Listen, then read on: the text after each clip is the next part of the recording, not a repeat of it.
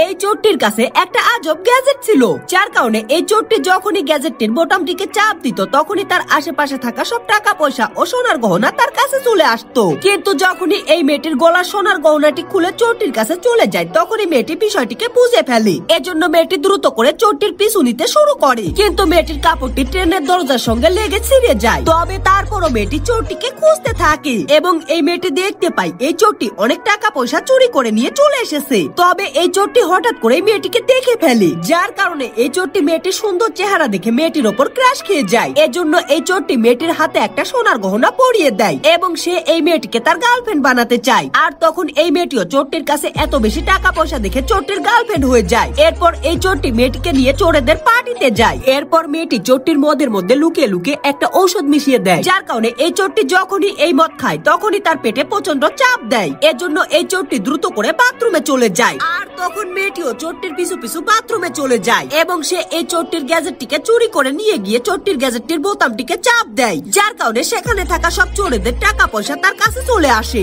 এরপর এই মেয়েটি এই সব টাকা পয়সাগুলো একটা ব্যাগের মধ্যে ঢুকিয়ে নিয়ে দ্রুত সেখান থেকে পালিয়ে যায় এবং মেয়েটি এই চোরের গ্যাজেটটিকে ভেঙে ফেলে। এরপর এই মেয়েটি চোরেদের কাছ থেকে চুরি করা সব টাকা পয়সাগুলোকে একটা এতিমখানায় দান করে দিয়ে চলে যায়।